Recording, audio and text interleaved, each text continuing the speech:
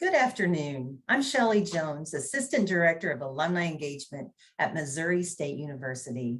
On behalf of the MSU Alumni Association and the university, thank you so much for joining us this evening. Tonight's presentation marks the 5th of 7 webinars in our series to celebrate Missouri's bicentennial year. Before we begin, I would like to remind everyone this evening that our session tonight is being recorded and that the link and additional information will be emailed to all of our registrants early next week. During the session, we encourage you to ask questions.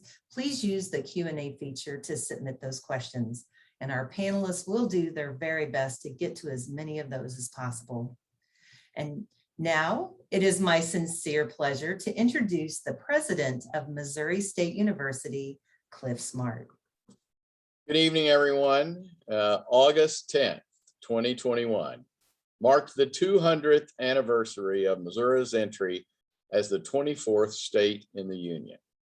Missouri State University is a member of the Bicentennial Alliance, and that's a coalition of statewide nonprofit organizations and government agencies working together to develop and promote statewide projects which commemorate Missouri's bicentennial.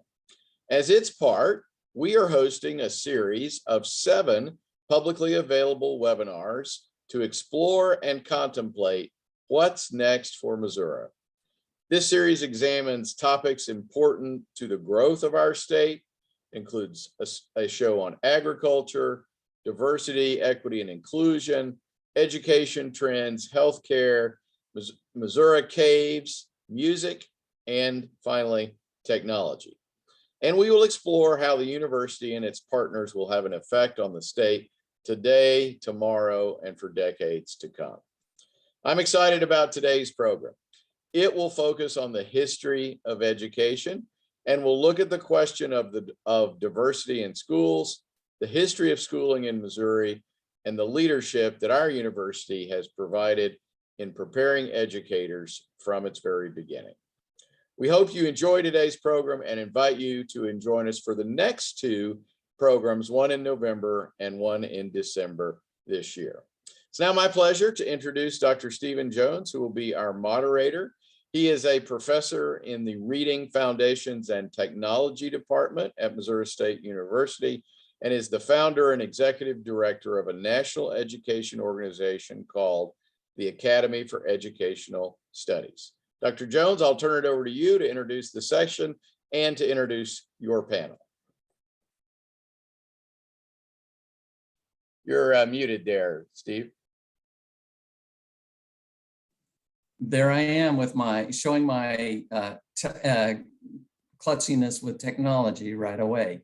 Good evening. It's my pleasure to moderate this discussion. Thank you, President Smart, for your introduction, and thank you to everybody in the Alumni Association who worked so hard to get this session arranged.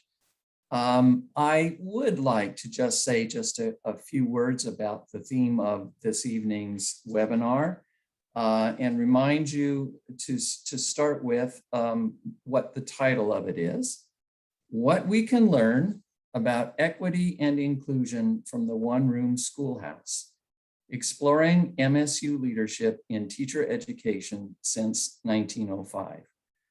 When I was informed of the title of this presentation and the theme that was going to be explored in it, I was excited. I was looking forward to participating in it. And I have been looking forward to it in part because of what Missouri State University has meant to this state in terms of education. It's been a great place to be for the last 25 years or more since I've been here, to be in a place that started as a normal school.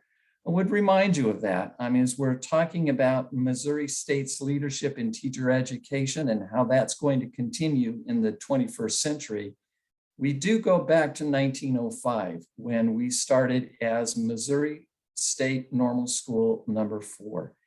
And we started with a grand total of 543 students who were wanting to become teachers in the area, including many who ended up teaching in one-room schoolhouses. And so the heritage of this institution has been education, worried about public education, worried about preparing teachers, worried about leadership, worried about the public here in Missouri. In 1919, we became Missouri State Teachers College, Southwest Missouri State Teachers College. And then, of course, became Missouri State University in 2005. But our first two titles as a normal school and as a teachers college, again, emphasizing our heritage in worrying about education. So I would like now to introduce for you the people who will be serving as panelists for this discussion. First of all, I would like to introduce Margie Van Dieven, who is someone who has worked very hard in education for a number of years. She was appointed Commissioner of Elementary and Secondary Education here in Missouri by the Missouri State Board of Education. And she still serves in that role. There was a brief hiatus where she went back to North Carolina and worked for an institute there. But she's back with us working at the state level to make sure that the education that's being offered in Missouri schools is the quality that we want. She began her education career in 1990 as a Missouri teacher, and so she has that experience. Welcome, Margie. Glad you're here with us tonight. Thank you very much. Also joining us, Dr. Frank Einhellig, who has served as the provost of Missouri State University since 2011. Prior to that, he served as associate provost and dean of the Graduate College, and he is a professor of biology. But long before that, right, Frank, you taught science at Shawnee Mission High School after getting your BS in science education at some strange university called the University of Kansas. But welcome, Frank, and I'm glad you're with us here tonight as well.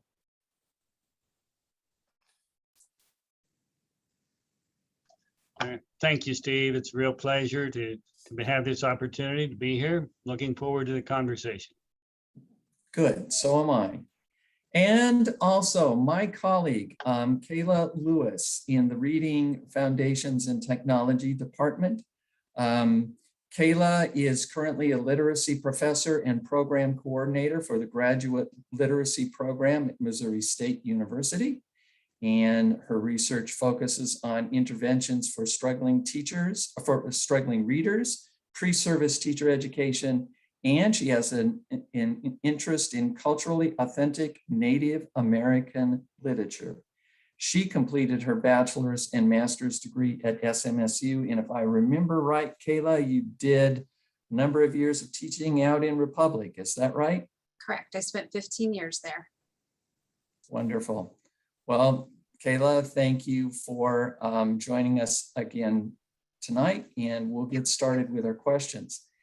Frank, I'm going to go back to you if you don't mind starting us off. Since the title of this webinar is what can we learn from the one-room schoolhouse about equity and inclusion, and then of course the history of things since the days when those one-room schoolhouses dotted the landscape. But my understanding is that you did spend some time in a one-room schoolhouse. So if you wouldn't mind sort of telling everybody what your experience was like back when you were in one of those institutions. Oh, that's a pleasure to do, actually, Steve, but I wasn't here in 1905. I want to make that clear from the beginning and have that understood. But I did start my education, and so it is part of my life as well as my heritage in starting in a one-room school. And just a little bit of reminiscing so you have a flavor what a one-room school was like. And it wasn't that far from Kansas City, so times have just changed a great deal. But I started with with a total of 13 students. The teacher was Claire Louise Adams, one of the teachers that was a favorite. You know how we always remember our favorite teachers, and that turned out to be a very favorite one because of the way everything was conducted in that schoolroom. With 13 students, we also had no electricity, no running water. So you pumped that outside and brought it in the bucket in a common dipper, not very allowable in COVID times. And, you know, you had a wood stove in the center and coal sometimes. So that was kind of the physical surroundings. And needless to say, there was another little house outside. And so that had some usefulness just as well, too. But just a couple of points of reminiscence that I think relate a little bit on the theme here. I got to play softball when I started school. 13 kids, everybody got to play. Everybody was on the team. Now, you were on two teams, and obviously you didn't make a team of 9 on each side, but even those of us that weren't very old got to play, and there was a great spirit of inclusion, and never remembered any other way. Of course, I was always put in the outfield, and in the outfield, that was, I could run after the ball. They knew I probably wouldn't catch it, but that was the spirit of the way things operated a great deal in the one-room school. And if you take a few other kinds of examples, which I will maybe later on, but we all had a great respect for each other because all of us came from a background where you didn't really have any other socialization. There was no other, you know, you don't go out in the playground and play when you're all coming from a rural environment and you're all separated by a half mile or longer distances. So you were actually really liked each other. Now, I'm not sure, I never progressed clear through the 8th grade there, but it was sure true in the lower grades that there was a great respect for each other and a great camaraderie in that process. So you don't want me to take too much time here, I'm sure, but I do have a lot of stories at some point in time, and maybe I'll express a little more later, Steve. Well, that'll be great. And yeah, I hope we have time for some of those stories. Were you one of the younger ones, Frank, or were you one of the older of the 13? When I started, I was the youngest, and that's kind of another inclusion story in a way. I ran off and followed my sister to school. We walked to school a mile, and I would wait till my mother was looking the other way because I thought it was unfair that she went to school and I didn't go to school. And so I would run off and follow her. And a few times I got all the way to school before I got caught. And the teacher said, well, just let him stay. So I turned out to be the youngest at the school. And that means I was just over 5 years old when I started. Well, that explains why you were in the outfield rather than in the infield. And there is something about in equity and inclusion in your story. It sounds like it was not an issue in your one-room schoolhouse. It sounds like that was pretty much the way that things worked. Margie, what if you think back on your experience in schools? How did all of that feel to you?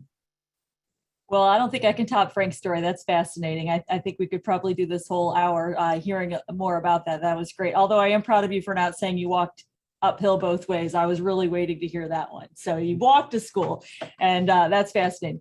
You know, my experience was quite different, obviously, but I did go to a small K-8 school.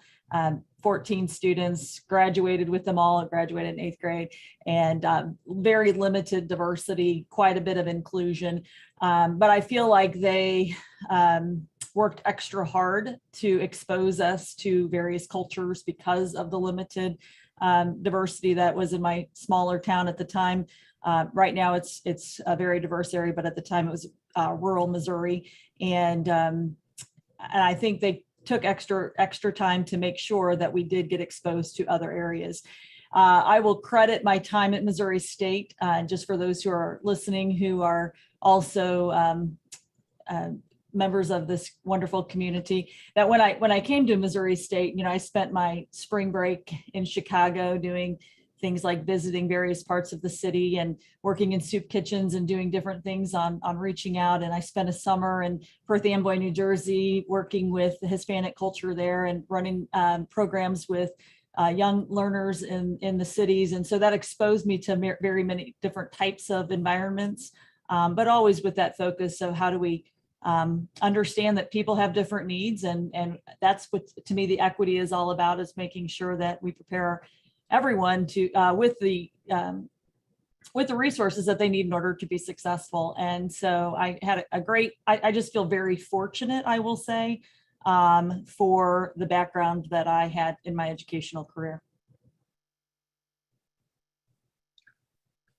Steve, I might add, one of the remarkable things about my experience was that not till later in life did I kind of understand it, but the teacher started everybody with where they were in terms of where they were ready. It wasn't so much about which grade you were in. There were some grades that didn't exist, but it was where you were ready to move to and, could go forward from that point. So it wasn't a matter of determining, like we so often do, you're not ready to be in my class. The teacher simply decided where and did the normal things of assessing you, not by tests, but by other ways in most cases. And then you went from there, whatever that was. And, if you came and already partially ready in the reading area, well, you went from that point and on and on and on.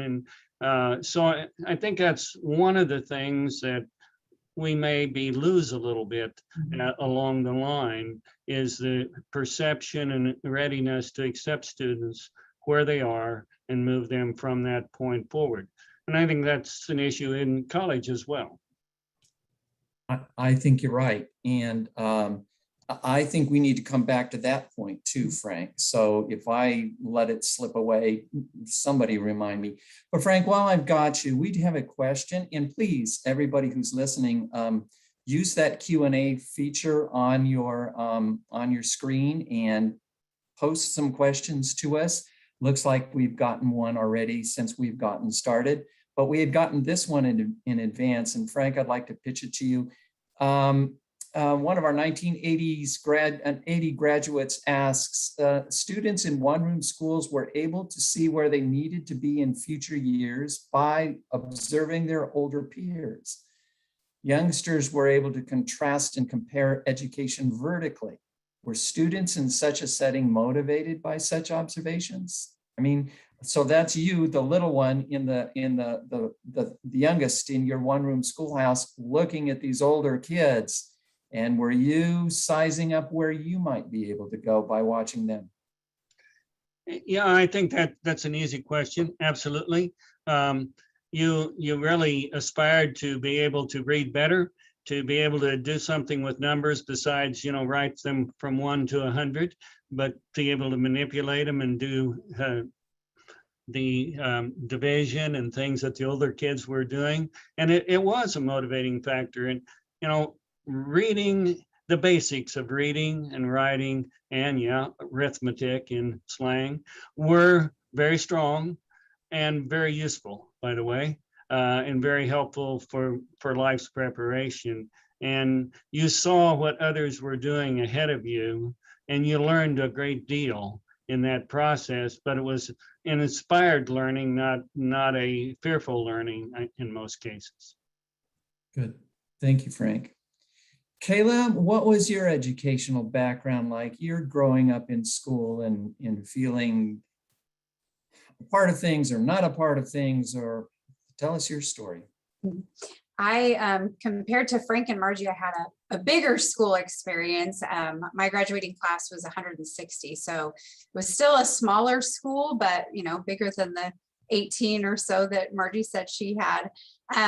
I had a very positive school experience. However, we had educational diversity, we had socioeconomic diversity, we did not have any cultural diversity in the school district that I attended. And so we had very limited experiences with people who were different than us when I was in school. And it wasn't until I got to college to be able to connect with other people. I'm registered with the Chickasaw tribe, which is a Chickasaw Nation, which is a tribe out of Oklahoma. And so there were no other Native people in my school. And it wasn't until I got to Missouri State in my undergrad program that I got to start experiencing other cultures and connecting with other, Native people, and, kind of start to make some of those connections and get that experience, because I feel like even from an educational standpoint in my schooling, the cultural education was very lacking. We didn't have a lot of diversity, and it's not something that I feel like that we were even exposed to. So, I think that was something that was lacking. However, the experience that I did have, I feel like was very positive. Good. I got to tell you, B, I got to tell you all that I've got you, B, because my graduating class was 714 students.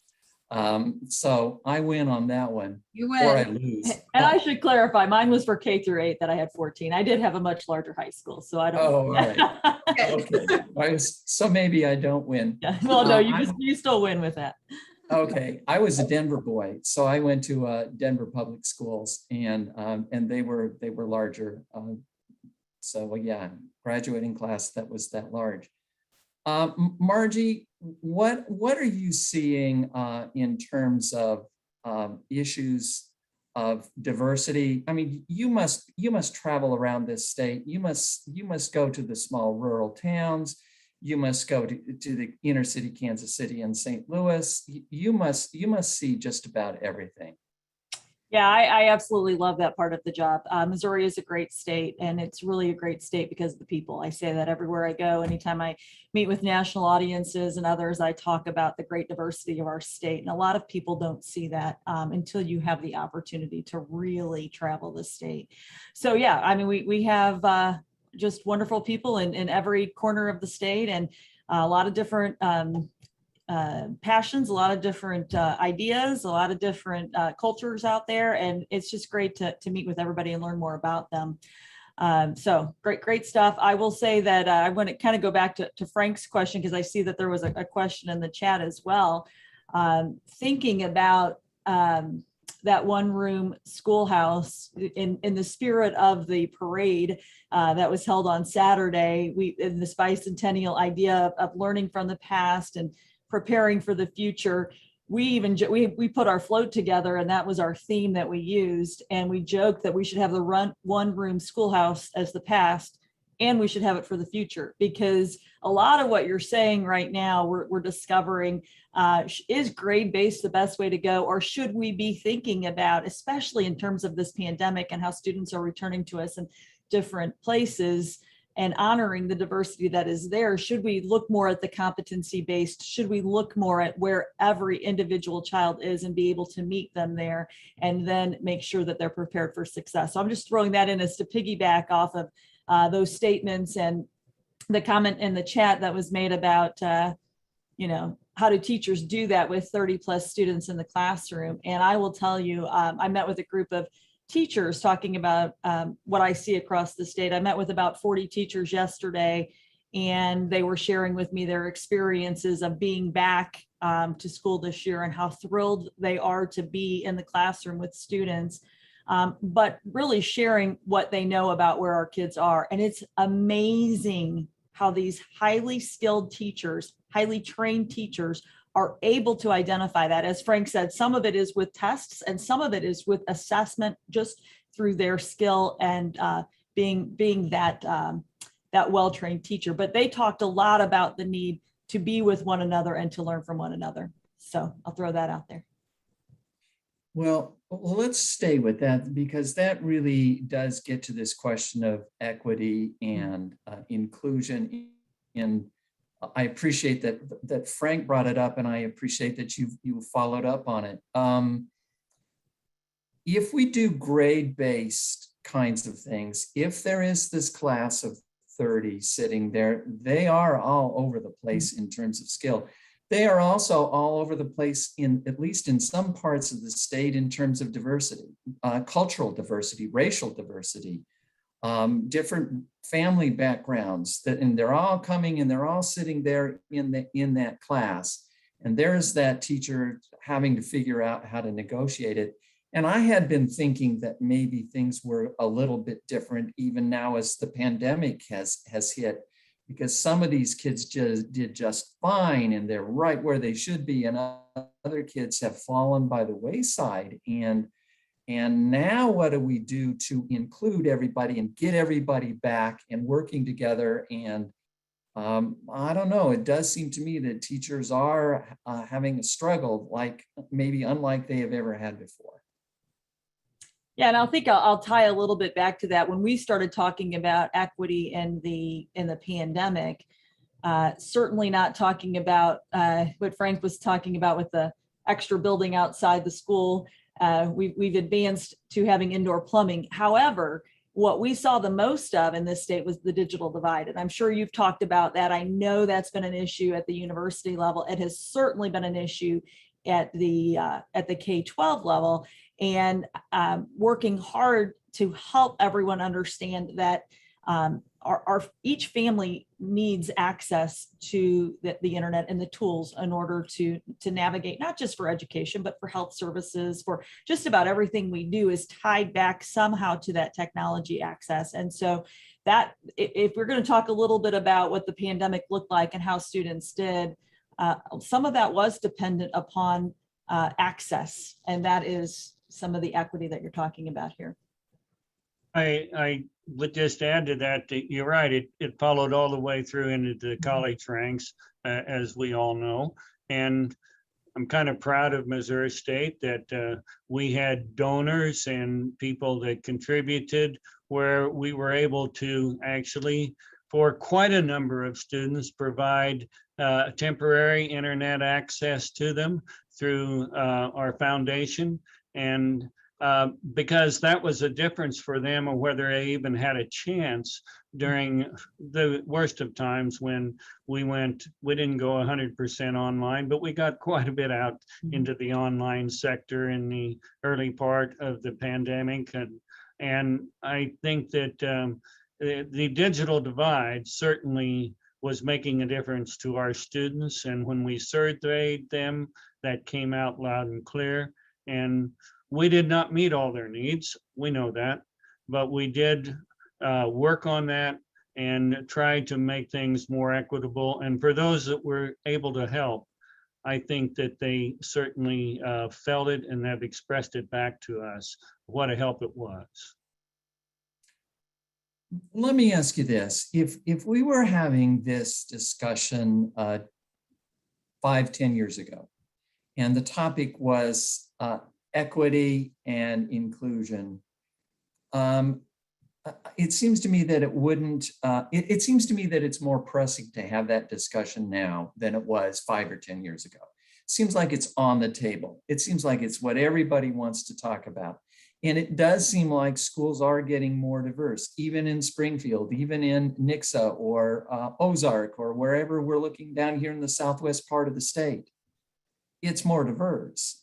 And what are we doing so that we're making sure that, so it seems like there is more pressure on teachers to consider these things. I have to say that when I was teaching, my teaching was a high school English teacher right outside of Denver, Colorado, in a suburb.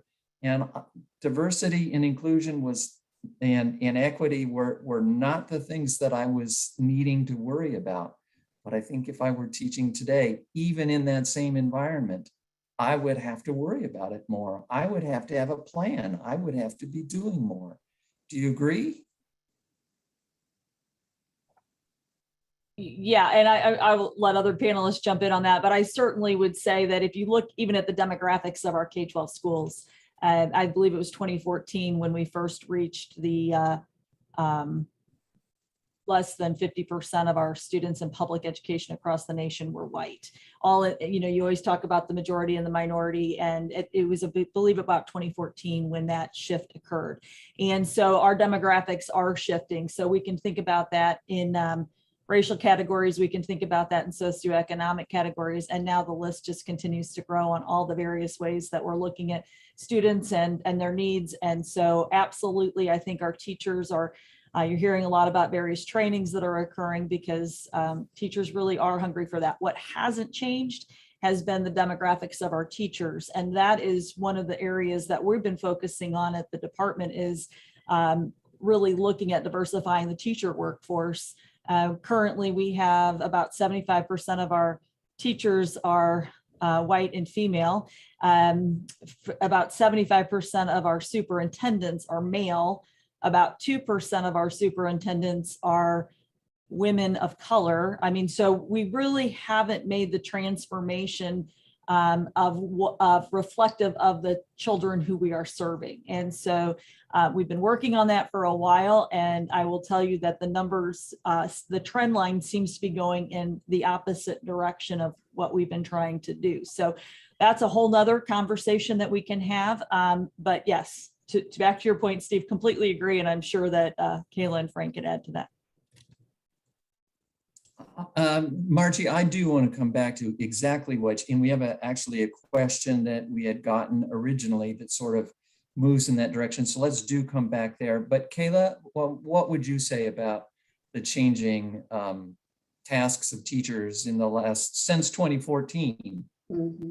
I would agree that, like Margie said, it's increasingly important for us to address the diversity, especially since most of our teachers are white females. They have to be educated on how to interact with students, how to bring some of the culture into the classroom, how to educate themselves so that because this is such a timely topic in our world right now, in our nation, it's something that we need to be bringing more cultural diversity into our schools.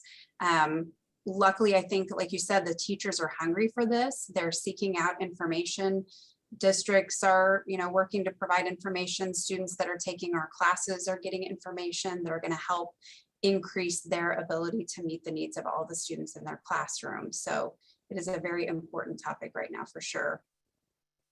The other thing that I'll add is that we could also look at the family and communities of who we serve. And I understand, I think I've seen something as recently as a teacher parent meeting could have as many as 5 generations when you have parent teacher night so be thinking about when you're planning for your parent nights, they look vastly different than they may have looked 20 years ago. Mm-hmm. I would submit, though, that even I think there's a pressure on, even if the community is, let's say, very homogeneous, that there still is a press on teachers to be including some other things from other cultures, that we are not just supposed to be teaching to the community that we have in the terms that they're accustomed to. Kayla, when you're thinking about elementary teachers and middle school teachers and the teaching of reading, for instance, equity and inclusion, how does that affect things in your world? What would you say to teachers, or what is part of the argument? Well, one of the things that I'll tell you, because you talked about those, homogeneous communities. I teach our cultural diversity graduate level course for one of our programs, and we have several programs that feed into that. And a lot of our teachers, our classroom teachers, are saying, I teach in a school that's got very little diversity and I don't know anything about this, so I need to know more. And so it's even more important for them to bring this culture and these discussions into the classroom, because a lot of them have come from their home schools, they've come to college, and that's the first time they've been able to interact with anybody else. So I think, like you said, bringing in multicultural literature, I'm a literacy person, so we talk about teaching reading, but how can we talk about some of these topics through books? bringing in culturally authentic literature from different cultures to expose our kids to this is a very beneficial, and it's a very easy way to bring some of these things into the classroom, is through read alouds, through sharing great literature to bring kids into cultures that they wouldn't get that firsthand experience of. They wouldn't be able to learn about it because they don't have that diversity in their community. So bringing in books is a great way to incorporate some diversity into the classroom. And the hope is to broaden their perspective, to get them to appreciate other people in ways that they wouldn't if you didn't do those kinds of things. Right. Yes. Yes, and to talk about how our differences are something that we should be embracing, that it's a good thing that we're all different and we need to be accepting of, people in all their differences and all the different things that they, are from. Not just cultural, but, all kinds of differences that we see in today's society, teaching that acceptance, teaching the inclusion, that we're going to have people belong, we're going to accept people for who they are. Those are important lessons that our teachers are having to address that, back in the one-room schoolhouse, it may have just been a given. There's just a few of us. So of course we're all included. Now our country is becoming so diverse and oftentimes so separate from each other. We need to have those conversations about bringing back together and making sure that we are accepting the differences and embracing those differences.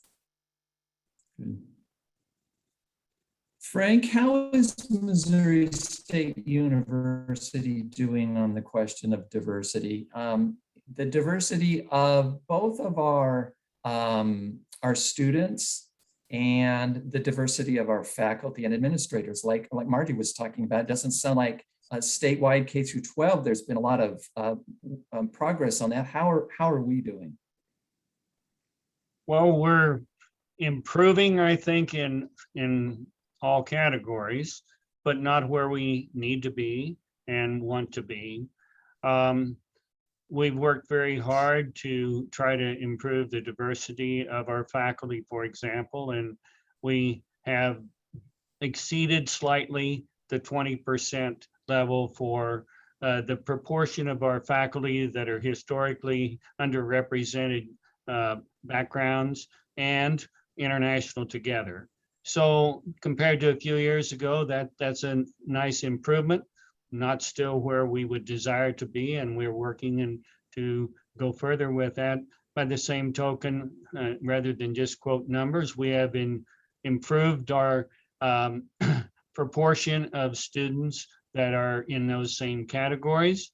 And it is challenging because where we live, our outside community is really lower in categories that we're talking about of diversity, but our students have to be prepared to go beyond the immediate Springfield area in their jobs of the future, in their socialization and where they're going to work. And so it's important that during their college experience, we actually give them more opportunities for experiences of sharing with across cultures, with different people of backgrounds. And again, I think we're really proud of strides we've made under President Smart's leadership, but we have a ways to go. And we know that that's a goal of what our board expects of us. And it's a goal that we are working on. If we're going to talk about equity and inclusion, I do, one of the first things that comes to mind is, of course, race, but there are other things that we have to worry about too. For instance, LGBTQ students and how we're doing with them, or any student or group of students who feel like they're outliers, even if we wouldn't expect them to be outliers.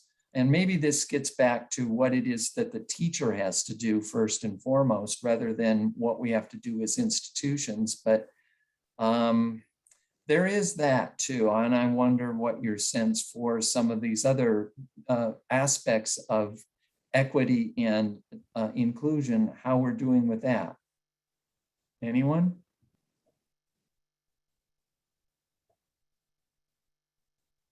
Well, I'll just say from the school's perspective, I don't want to just change terminology here, but I do think there's a distinction. They talked a lot about inclusion, and that's what we say, but a lot of our leaders have shifted their language to belonging. And so there's a difference in saying you're included in this, and there's also making sure that every child senses that they belong. Because let's face it, we all want to belong, and there is a deep need to belong to something. And so those kinds of, it might sound subtle, but it's not. And reaching out to each child and making sure that they know they belong there. Steve, I think you already know without it being said, but it's not just the K-12 environment that has that same need. The success of our students at the college level goes back to very much that sense of belonging. Now, describing it is almost harder than it is to put a word on it, but they have to feel a sense of belonging, and they get that sometimes and hopefully from every teacher, but often it's selectively from one teacher versus another, but they get that in portions of the college environment. And it really takes work if it's an online class and through the internet for gaining that sense of belonging, but it can be done. It just takes a great deal of skill, and we have some people that do it very, very well, and I admire what they're able to do. And of course, sometimes it's even in facilities. So the fact we have a new multicultural center provides an opportunity there for another way of sense of belonging and inclusion to occur. But it's a challenge, no question about it, at all levels of education. I would like to get back, if we could, to the issue that Margie raised just a few moments ago about trying ways of trying to diversify faculty and administrators. And this is another one of the things that's in the public discussion. There is sometimes a frustration that people have at hearing conversations about diversity and inclusion and equity, because they get frustrated that they're conversations, that there's a lot of talk about things, but what is actually being done. And I think that there is a press for not talking about change, but making change. And a kind of nervousness that that isn't happening, and it's easier to talk about things than to do things. And yet, Margie, I mean, you're talking about efforts that you're making statewide to really change the teaching force. What you've got to be frustrated at this point if you're trying all of these things and they're not working. Yeah, and I will just add to that, we talk about it's the right thing to do, but if you look at every high performing company out there is doing the same thing. Everyone is diversifying their workforce, not only because it's the right thing, it's profitable. You do better business when you have diverse voice at the table, when you have a better understanding of what is needed and understanding. And so my little hiatus off that you mentioned, my year off, I actually took a job in a company that valued diversifying. And that was the reason I went there, is it's in their statements that they want to treat people well. And so one of their things is they wanted to early on recruit women. And so what did they do? That probably sounds gender specific now, because a lot of people, men take care of their children too. But what they did was they were one of the first companies that put an on-site childcare center right there because they wanted to be able to recruit and make it very easy for families to come to the office.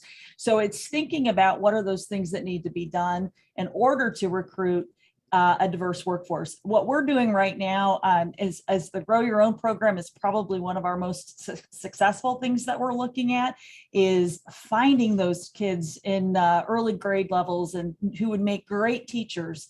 Research again tells us that about 60% of our teachers end up working, I think, 20 miles from where they went to high school. So they come back. And so how do you find those kids in the high school really with a specific, deliberate idea of who would make great teachers? How do we diversify it? How do we expose them to this?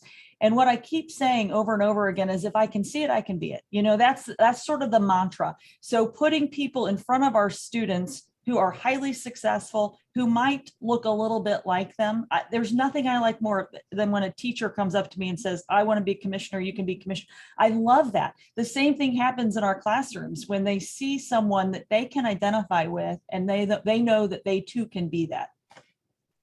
So I turned on my camera to jump in here on the Grow Your Own program. And so Missouri State is partnering with Springfield Public Schools on a Grow Your Own program, where Springfield Public Schools is going to give forgivable loans to first generation teachers, potential teachers of color, and the university will match with a scholarship that amount that Springfield Public Schools is providing.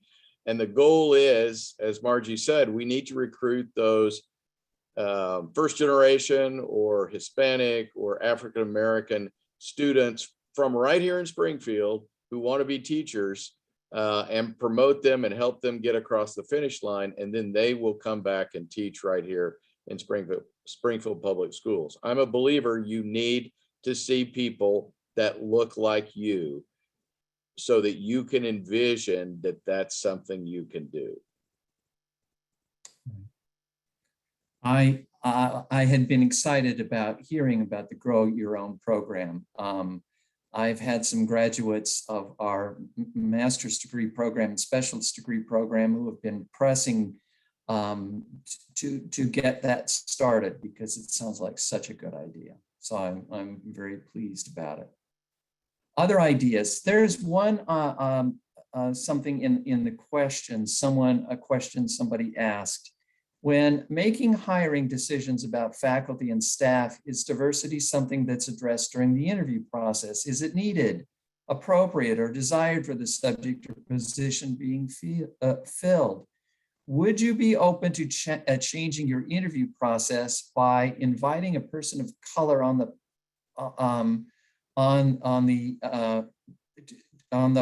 panel during the interview process to help battle personal biases? Do we invite people of color into the discussion about the hiring process that we're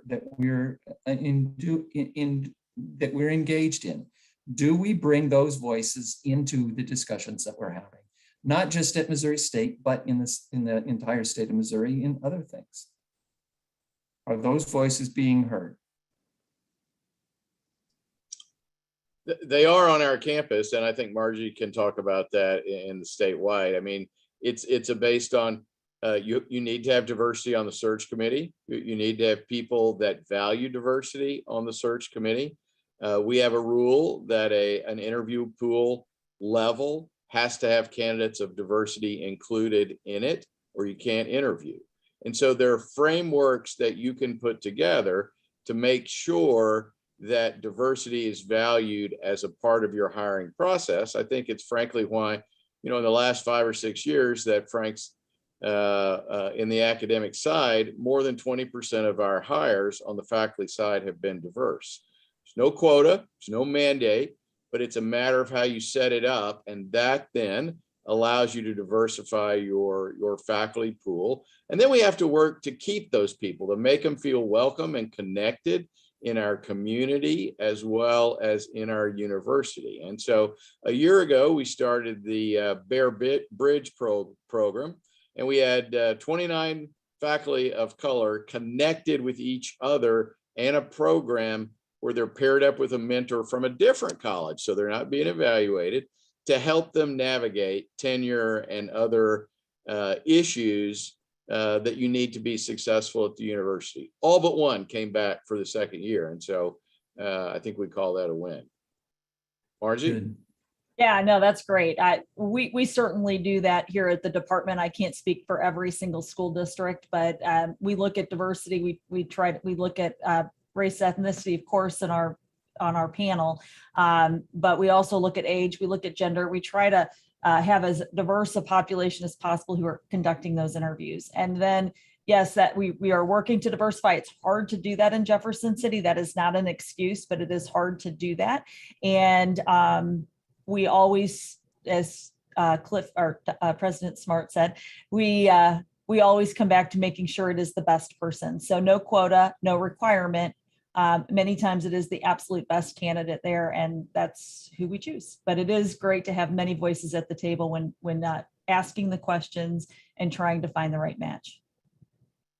We're continuing to try to modify our search and screening processes by not, as Marjorie says, not reducing standards, not reducing quality, but looking at what sometimes we use as perceptions. For example, we pretty much hire faculty when they have a terminal degree, a PhD, or a professional doctorate in their field. That's the typical standard. But oftentimes when you look at a pools, there might be, for example, in my field, in the sciences, people that have additional postdoctorate. Well, if it doesn't have evidence that that's going to make them more successful in our particular job, it still clouds the picture because we perceive sometimes that can work against the hiring of women and the hiring of people of lower financial means, because that's a cost. And so we're looking at those things that we, I guess I don't use terminology very much of, it's kind of unconscious bias that sometimes we throw into our thinking. And we're talking about that and trying to reduce our ways of thinking sometimes to give a more holistic opportunity for the people that meet standards, but maybe haven't shown these other things that perhaps are based on, do they have enough time in life away from family to take 2 years on a postdoc and some other things of that nature. That's just one kind of rough example, but it's all the things that we need to do, I think, to look at where can we get the hiring processes to work in ways that are not biased against or for, but really open. Great. I think we have maybe just about enough time for some final thoughts and comments before we have to turn it back over. So anything that you think that maybe should be said in this gathering before we finish up, your closing thoughts about any of the issues that we've raised? Well, I'd like to I'll answer one question was in the chat. No, I didn't have to pay any tuition. So that was in the chat, and I just want people to know that I saw it and will answer that. But in the one-room school environment, there was a great deal of interdisciplinary thinking and crossing the lines. You didn't necessarily just say you're spending this time on science, there is this time on anything else. And that interdisciplinary became intergenerational. And in our school systems of today, we continually go back to those possibilities and then we kind of move away from them. There seems to be a cycle in education. Mm-hmm. When I taught 7th grade, it was a unified studies approach, a 3-hour block of time. It reminded me of my earliest years, because it was all together. There's some value in recognizing that we just don't learn a discipline. We learn across disciplines, and that has a lot to do with, actually, I think, giving an equitable future for people, because equity of the future is going to depend on citizens that are really educated across multiple areas and see how they fit together. It's not just equity in the racial sense and so on. It's their ability to look at everybody's understanding and what they bring to the table, which means you understand that, Cliff has a background in political science but he understands a lot of other things as well. And I think that is to be valued in the educational process. And One Room School did quite a bit of that. Good, good. Kayla, closing thought? I just appreciate the conversation that we've had today, because I feel like this is such an important topic. And I think that there are so many great things going on in education today, the mentoring of the new faculty that are coming onto campus, the mentoring of these teachers and trying to recruit the diverse teachers, the great job that our teachers are doing, educating our students. I think there's just so many great things going on in education today that I appreciate having this good conversation to bring about some of the issues that we're facing, but some of the great things that we're accomplishing as well. So appreciate being involved in this. Good. And Margie? Yeah, thank you. I echo that. A great opportunity to be here with all of you. I really appreciate people joining in to have this important conversation.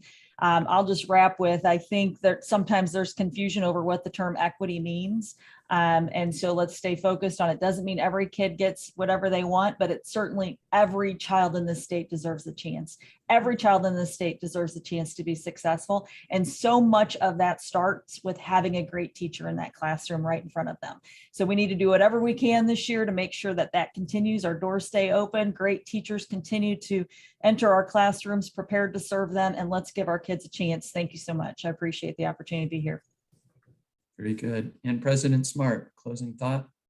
A couple thoughts. One, really proud of our heritage at the university as a teacher education program. We still educate more teachers than any other school in public school in Missouri. 1 out of every 8 teachers from the commissioner on down has a credential from Missouri State. And I'm very proud of that legacy and that heritage. And then on the diversity front, what I would say is to go back to something Margie said. Our goal, I think, at the university, much like in any public school, is for every student to have a sense of belonging. And so whether you're a conservative evangelical student or a transgender student, or where English isn't your first language student, or a student with a different or no religion compared to the majority, all of those students need to find a welcoming environment, a sense of belonging, and the ability to be successful. And that's our goal here. I know that's the goal at Springfield Public Schools, and I suspect that's the goal of every school in the state of Missouri. Right. Thank you, everybody. I appreciate the conversation. Very nice to share some time with you. Shelley, it's all yours. All righty. Well, thank you so much, Dr. Jones, and to our excellent panelists for sharing your expertise, your knowledge. And I love some of these stories.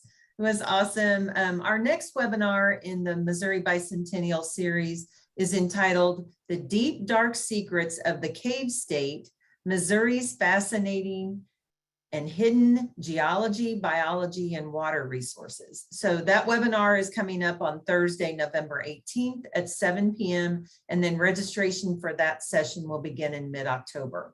And then in the follow-up email that I'll be sending to you on Monday with the recorded link I was telling you about, I'll also be including some information on some upcoming alumni events that are going to be taking place, including some information about homecoming, which is coming up October 15th and 16th. So make sure to mark your calendars for that. And then Missouri State, we also in the Alumni Association have a program called Bears in Every Building for faculty, for teachers. And so I'll include some information about that if you want to learn more about that too. So have a great evening, everyone, and go Bears.